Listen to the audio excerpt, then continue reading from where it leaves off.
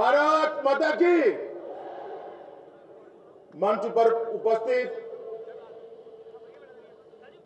हिंदुस्तान के लोक हृदय सम्राट और भारत के प्रधानमंत्री श्रीमान नरेंद्र मोदी जी, माननीय वेंकैया जी, श्री प्रभात झा जी, दिल्ली के प्रदेश अध्यक्ष श्री सतीश उपाध्याय जी, हरियाणा के मुख्यमंत्री श्रीमान मनोहर लाल जी खट्टर, श्री रघुवर दास जी, मुख्यमंत्री झारखंड, श्री देवेंद्र फडणवीस जी, मुख्यमंत्री महाराष्ट्र, मंच पर उपस्थित केंद्र सरकार में भारतीय जनता पार्टी के सभी मंत्रीगण, हमारे संगठन मंत्री श्रीमान रामलाल जी, मंच पर उपस्थित सभी दिल्ली के सांसदगण, दिल्ली के तीनों मेयर, प्रदेश के पदाधिकारी और आज इस कड़ाके की ठंड में बहुत बड़ी संख्या में उपस्थित दिल्ली के माताओं, भाइयों और बहनों, आज भारतीय जनता पार्टी ने, दिल्ली प्रदेश भारतीय जनता पार्टी ने अभी अभी जो चुनाव हुए उसमें भारतीय जनता पार्टी के विजय के बाद जो तीनों मुख्यमंत्री भारतीय जनता पार्टी के बने हैं उनके स्वागत के लिए कार्यक्रम रखा है। मित्रों, 2014 का साल भारतीय जनता पार्टी के लिए विजय वर्ष के लिए इतिहास में जाना जाएगा। यही 2014 के साल में जब देश निरक्षा की गर्त में डूबा हुआ था और भारतीय जनता पार्टी ने देश के सामने नरेंद्र भाई को प्रधानमंत्री पद के प्रत्याशी बनाकर चुनाव लड़ा और देश की जनता ने पूर्ण बहुमत के साथ भारतीय जनता पार्टी को सरकार बनाने का मौका दिया।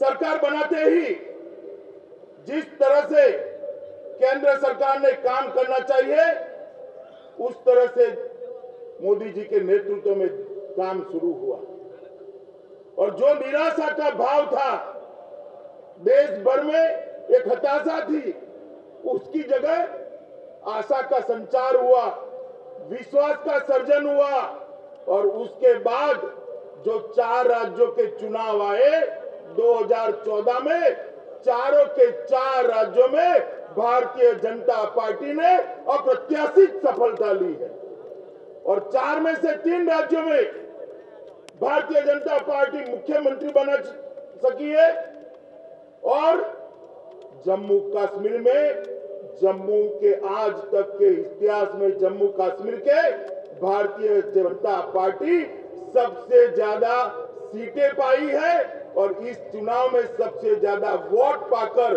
सबसे बड़ी पार्टी बनी है। मित्रों, आज जब इन चारों राज्यों के विजय के लिए एक कार्यक्रम आयोजित किया गया है तो इस मंच पर से भारतीय जनता पार्टी की ओर से मैं चारों राज्यों की जनता का हृदय से आभार व्यक्त करता हूं, क्योंकि उन्होंने न केवल भारतीय जनता पार्टी को जिताया है, भारतीय जनता पार्टी का मोदी जी के नेतृत्व में जो विजय रथ चल रहा था उसको दिल्ली तक पहुंचाने का काम ये चारों राज्यों की जनता ने किया है। मित्रों, भारतीय जनता पार्टी ये वादा निभाने वाली पार्टी, भारतीय जनता पार्टी जो वादा करती है उस पर कायम रहती है। हमने जब जनता के सामने गए तब काफी वादे किए थे, काफी चीजों को उठाया था, कुछ मुद्दों को भी उठाया था और जब देश में हमारी सरकार बनी है, नरेंद्र मोदी जी के नेतृत्व में भारतीय जनता पार्टी की एनडीए की सरकार बनी है, तब उन सभी मुद्दों पर हमने काम करना शुरू किया है। कुछ जगह तो काम समाप्त हो चुका है, कुछ जगह शुरुआत हुई है और कुछ जगह उसका रोड मैप बनकर काम करने की शुरुआत करने की तैयारी। मित्रों, हमने कहा था कि भारतीय जनता पार्टी की सरकार आएगी तो यूपीए ने जो महंगाई दी है वो महंगाई से हिंदुस्तान को हम मुक्त कर देंगे। और मैं आपको बड़े हर्ष के साथ बताना चाहता हूं कि 10 साल के यूपीए के शासन में थोक महंगाई का सूचकांक जो 6.7 और 7 के बीच में रहा करता था, भारतीय जनता पार्टी के 6 ही महीने के शासन में वो 0 के आसपास पहुंच चुका है। 10 साल तक ये यूपीए के शासन में डीजल और पेट्रोल के दाम कभी घटते नहीं थे। ये 7 महीने के अंदर 10 बार डीजल और पेट्रोल के दाम घटाने का काम भारतीय जनता पार्टी की मोदी सरकार ने किया है। और मैं बड़े विश्वास के साथ कह सकता हूं मित्रों, हिंदुस्तान का हर नागरिक, चाहे कोई भी आय ग्रुप का हो, किसी भी वर्ग का हो, उसके बजट में 1500 से लेकर 4500 रुपए की बचत करने का काम ये महंगाई कम कर भारतीय जनता पार्टी की मोदी सरकार ने किया है। 10 साल तक महंगाई दूर कर नहीं पाए, 100 दिन में महंगाई दूर करेंगे ऐसा वादा करने वाली कांग्रेस 10 साल तक महंगाई दूर कर नहीं पाई। मोदी जी की सरकार ने ये काम 7 महीने के अंदर कर जनता को महंगाई से मुक्ति दिलाई। हमने वादा किया था कि हम अगर सत्ता में आते हैं, मोदी जी देश के प्रधानमंत्री बनते हैं और भारतीय जनता पार्टी की सरकार बनती है तो इस देश को बेरोजगारी से मुक्त कराने का काम हम करेंगे। प्रधानमंत्री जी ने प्रधानमंत्री बनने के बाद लाल किले से जो पहला भाषण दिया उसमें उन्होंने मेक इन इंडिया का नारा दिया। और मेक इन इंडिया का नारा अगली सरकारों की तरह सिर्फ नारा नहीं रहा, एक ही महीने में मेक इन इंडिया की योजना बनाकर देश के सामने रख दी। और मुझे कहते हुए बड़ा हर्ष है, मेक इन इंडिया की जो योजना बनी है उसको बहुत अच्छा प्रतिसाद मिल रहा है। मैन्युफैक्चरिंग क्षेत्र में, उत्पादन के क्षेत्र में बढ़ोतरी होते ही देश के अंदर जो बेरोजगार युवा है उसके लिए लाखों करोड़ों रोजगारी का सृजन होने वाला है। इसके साथ ही ये सरकार ने चुनाव के वक्त भारतीय जनता पार्टी ने कहा था कि हम देश में स्किल डेवलपमेंट पर बहुत जोर देंगे। देश के युवाओं को रोजगारी देने के लिए स्किल डेवलपमेंट पर जोर देंगे। इस सरकार ने अपनी रचना होते ही स्किल डेवलपमेंट के लिए एक अलग विभाग, एक मंत्रालय बनाया है और एक फुल टाइम मंत्री स्किल डेवलपमेंट के लिए मोदी सरकार ने बनाया है। मेक इन इंडिया और स्किल डेवलपमेंट का मंत्रालय, ये दोनों के काम अगर इकट्ठा करेंगे तो आने वाले दिनों में भारत के बेरोजगार युवाओं के लिए एक नई शुरुआत होगी। भारतीय जनता पार्टी की सरकार ने कहा था कि अगर हम आएंगे तो सत्ता में आएंगे तो काले धन पर तुरंत कार्यवाही करेंगे। और भारतीय जनता पार्टी के वादे को ये मोदी सरकार ने बखूबी निभाया है। सरकार बनने के बाद पहली जो कैबिनेट हुई उसने पहला प्रस्ताव पारित किया, वो काले धन के खिलाफ एसआईटी बनाने का प्रस्ताव पारित किया मित्रों। और 1.5 साल से जो 700 से ज्यादा काले धन रखने वाले लोगों के अकाउंट भारत सरकार के पास आकर पड़े थे, उस पर कोई कार्यवाही नहीं होती थी। भारतीय जनता पार्टी की मोदी सरकार ने 2 ही महीने में 700 के 700 नाम एसआईटी को दे दिए, अकाउंट का डिटेल दे दिया और आज एसआईटी उस पर कार्यवाही कर रही है। मित्रों, यहां से भारतीय जनता पार्टी की सरकार नहीं है। ये काले धन का मामला बड़ा कॉम्प्लेक्स मामला है, जटिल मामला है। उसका निपटारा अकेले ही भारत के हाथ में नहीं है। कई अंतर्राष्ट्रीय समझौते, कई अंतर्राष्ट्रीय कानून उसके आड़े आते हैं। मोदी जी जहां जहां विश्व में गए, वैश्विक फोरम में जहां जहां मौका मिला, उन्होंने काले धन के लिए विश्व में आम सहमति बनाने के लिए आवाज उठाई। और आज धीरे धीरे धीरे मोदी जी के इस प्रयास के कारण दुनिया भर में काले धन के लिए आम सहमति बन रही। मित्रों, अगर एक कानूनी अड़चन दूर हो जाती है तो मैं मानता हूं कि भारतीय जनता पार्टी बहुत जल्द ही जिन्होंने काला धन विदेश में ले गए हैं उन सबको अपने उचित दंड देने में कामयाब होगी। मित्रों, आदर्श ग्राम योजना के माध्यम से इस सरकार ने हर संसद सदस्य और हर विधायक के लिए एक आदर्श ग्राम की योजना बनाई और इसके तहत आज देश के हर जिले के अंदर 7-8 गांव आदर्श गांव बन रहे हैं। और मैं मानता हूं कि ये आदर्श गांव का मॉडल बाकी गांव को भी आदर्श बनने के लिए प्रेरित करेगा और जो जिले का आयोजन है वो भी इस मॉडल के आधार पर हर गांव को आगे बढ़ाने का काम करेगा। रक्षा क्षेत्र के अंदर 10 साल से यूपीए सरकार ने कोई काम नहीं किया। तीनों सेना की जरूरियातों की आपूर्ति करने में ये यूपीए सरकार विफल रही थी। मोदी सरकार ने 6 ही महीनों के अंदर तीनों सेना की 10 साल की आपूर्ति की चिंता की है। सभी ऑर्डर देने का काम समाप्त हुआ है, टेंडर निकालने का काम समाप्त हुआ है। और मैं बड़े गर्व के साथ कह सकता हूं कि हमारी सेनाओं को सुसज्ज करने में मोदी सरकार ने जो अग्रिमता रखी है, इसके कारण इस देश की जनता की सुरक्षा सुनिश्चित होगी। पहले मित्रों, पाकिस्तान की ओर से कश्मीर की सरहद पर और पंजाब की सरहद पर कई बार गोलीबारी होती थी और आज भी होती है। मगर मोदी सरकार आने के बाद, भारतीय जनता पार्टी की सरकार आने के बाद बहुत बड़ा फर्क पड़ा है। पहले गोलीबारी की शुरुआत पाकिस्तान का सैन्य करता था और उसकी समाप्ति भी पाकिस्तान की सेना ही करती थी। अब गोलीबारी की शुरुआत तो पाकिस्तान की सेना करती है, मगर उसकी समाप्ति हिंदुस्तान की फौज करती है। यह फर्क पड़ा है। यूपीए सरकार थी तब यहां से जवाब नहीं जाता था। भारतीय जनता पार्टी की सरकार बनी है, वहां से गोली आती है, यहां से गोल आ जाता है, ईंट का जवाब पत्थर से दिया जाता है।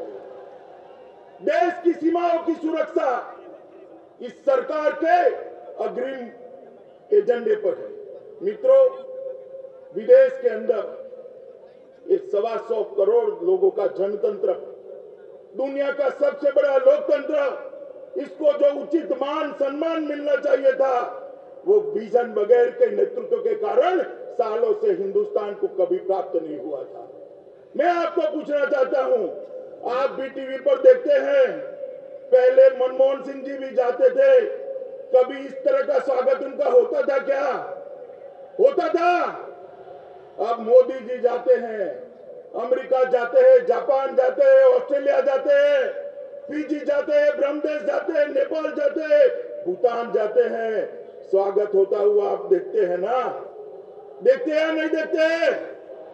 और मोदी जी जब यूएनओ के अंदर देश की राष्ट्रभाषा हिंदी में भाषण करते हैं तो देश की 100 करोड़ लोग गौरव से गदगदित हो जाते हैं और हिंदी का सम्मान महसूस करते हैं। मित्रों, 7 ही महीने के अंदर इस सरकार ने विश्व के अंदर भारत को जो उचित सम्मान मिलना चाहिए वो दिलाने का काम किया है और आज भारत 7 ही महीने के अंदर दुनिया के अंदर एक प्रमुख देश बनकर रहा है। मित्रों, कई प्रकार के विकास के लिए फैसले करते हैं। विपक्ष, लोकसभा में तो हम पब्लिक के मैंडेट के साथ आए, विपक्ष को करना चाहिए था कि विकास के एजेंडे पर, जनता के कामों पर राज्यसभा में पब्लिक के मैंडेट का सम्मान करता, मगर वो कोई न कोई बहाने से राज्यसभा को स्टॉल किए रुकावट डालते हैं। जो विधेयक, जो कानून देश के विकास के लिए जरूरी है, उसको विपक्ष रोक कर बैठा है। मगर भारतीय जनता पार्टी की सरकार उससे रुकने वाली नहीं है। हमने कोल ब्लॉक के पारदर्शी नीलामी के लिए अध्यादेश ला दिया है। लैंड एक्विजिशन बिल के अंदर संशोधन करने के लिए अध्यादेश ला दिया है। बीमा क्षेत्र में भी एफडीआई की सीमा बढ़ाने के लिए अध्यादेश ला दिया है और अब खनन अध्यादेश भी आने वाला है।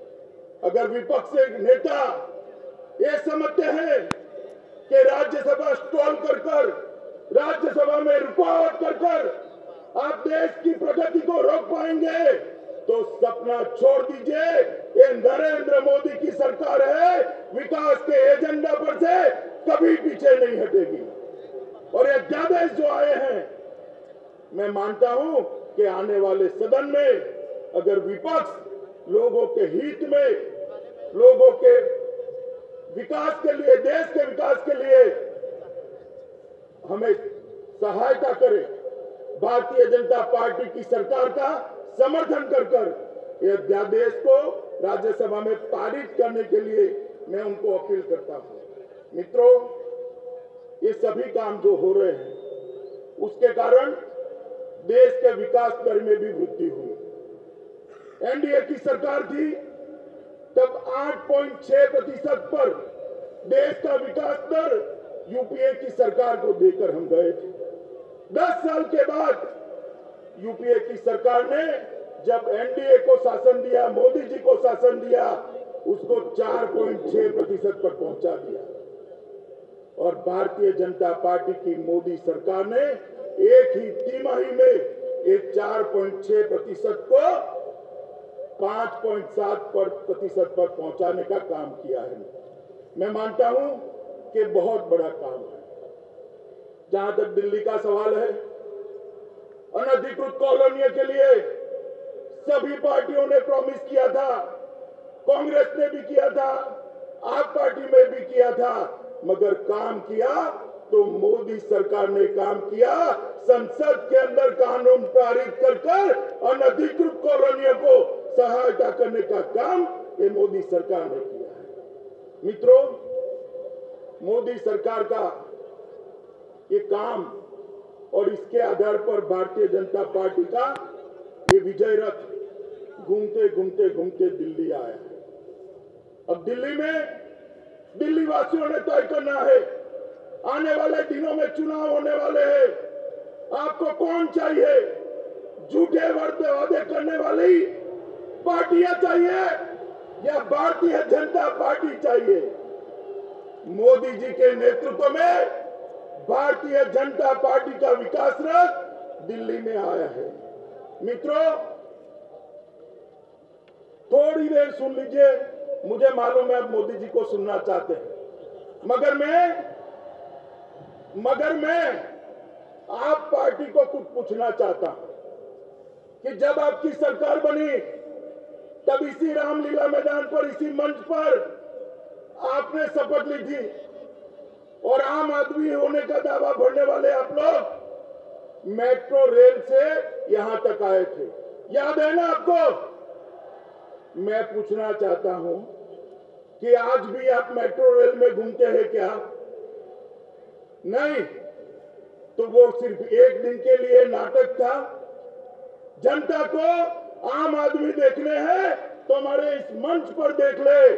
हमारे हरियाणा के मुख्यमंत्री, हमारे झारखंड के मुख्यमंत्री बहुत सामान्य परिवार से आए हैं और बड़े बड़े राज्य के मुख्यमंत्री बनते हैं, मगर सादगी और सहजता मार्केटिंग का विषय नहीं होती। मित्रों, मैं अभी एक आरोप लगा रही आप आम आदमी पार्टी के दिल्ली की मतदाता सूची में घपले हुए। मैं पूछना चाहता हूं कि 2013 के पहले आपके नेता के कितने वोटिंग कार्ड थे? ये सवाल उठाने के पहले अपने गिरेबान में जाकर देखिए कि आपके वहां क्या था।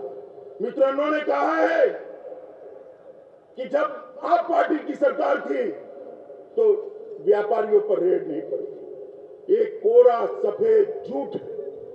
49 दिन के अंदर 150 से ज्यादा रेड आप पार्टी ने दिल्ली के व्यापारियों पे डाली है और वो सबसे ज्यादा है। मित्रों, उन्होंने कहा था कि हम जब सरकार में आए तो 49 दिनों के अंदर ही दिल्ली को 5665 करोड़ का टैक्स मिला। एक आरटीआई की इंफॉर्मेशन के माध्यम से अभी बात बाहर आई है कि सिर्फ 2033 करोड़ का टैक्स 49 दिन में इकट्ठा हुआ था। उनके जाने के बाद 3632 करोड़ का टैक्स हुआ।